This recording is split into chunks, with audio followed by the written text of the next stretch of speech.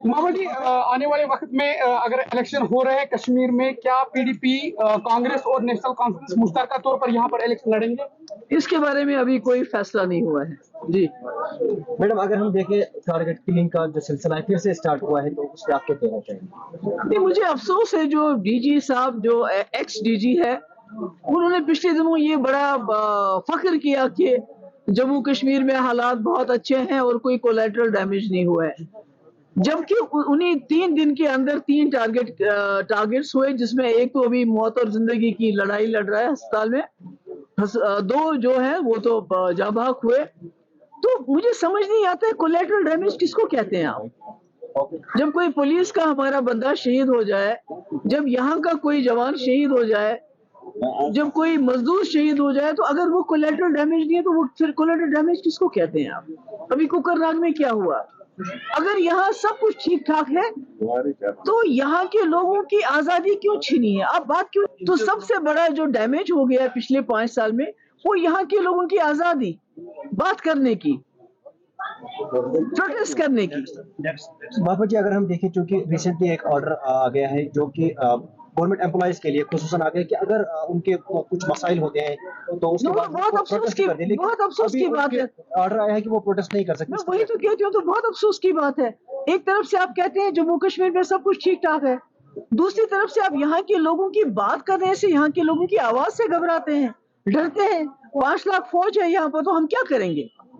अगर मुलाजिम के साथ बेचारा उसका प्रोविडेंट फंड का मसला है, जीपी फंड का मसला है, दूसरे मसाइल हैं, वो बात करना चाहता है, आवाज उठाना चाहता है, आपने उस पर भी बैन लगा दिया, तो ये कैसे चलेगा? मैम, जैसे मतलब मामा जी, आने वाले वक्त में अगर इलेक्शन हो रहे हैं कश्मीर में, क्या पीडीपी, कांग्रेस और नेशनल कॉन्फ्रेंस मुश्तरका तौर पर यहाँ पर इलेक्शन लड़ेंगे? इसके बारे में अभी कोई फैसला नहीं हुआ है जी। मैडम, अगर हम देखें टारगेट किलिंग का जो सिलसिला है फिर से स्टार्ट हुआ है, तो उस पर आप क्या कहना चाहेंगे? नहीं, मुझे अफसोस है जो डीजी साहब, जो एक्स डीजी है, उन्होंने पिछले दिनों ये बड़ा फख्र किया कि जम्मू कश्मीर में हालात बहुत अच्छे हैं और कोई कोलैटरल डैमेज नहीं हुआ है, जबकि उन्हें 3 दिन के अंदर 3 टारगेट्स हुए, जिसमें एक तो अभी मौत और जिंदगी की लड़ाई लड़ रहा है अस्पताल में, 2 जो है वो तो जाँ बहक हुए। तो मुझे समझ नहीं आता है कोलैटरल डैमेज किसको कहते हैं आप?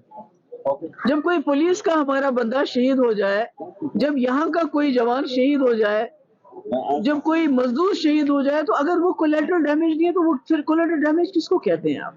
अभी कुकरनाग में क्या हुआ? अगर यहाँ सब कुछ ठीक ठाक है तो यहाँ के लोगों की आजादी क्यों छीनी है? आप बात क्यों? तो सबसे बड़ा जो डैमेज हो गया है पिछले 5 साल में, वो यहाँ के लोगों की आजादी बात करने की, प्रोटेस्ट करने की। बाबा जी, अगर हम देखें, चूंकि रिसेंटली एक ऑर्डर आ गया है जो कि गवर्नमेंट एम्प्लॉइज के लिए खुसूसन आ गया कि अगर उनके कुछ मसाइल होते हैं तो उसके बाद बहुत अफसोस की बात है। ऑर्डर आया है कि वो प्रोटेस्ट नहीं कर सकते। मैं वही तो कहती हूँ, तो बहुत अफसोस की बात है।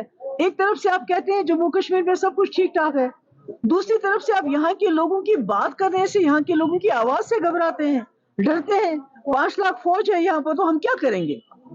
अगर मुलाजिम के साथ बेचारा उसका प्रोविडेंट फंड का मसला है, जीपी फंड का मसला है, दूसरे मसाइल हैं, वो बात करना चाहता है, आवाज उठाना चाहता है, आपने उस पर भी बैन लगा दिया, तो ये कैसे चलेगा?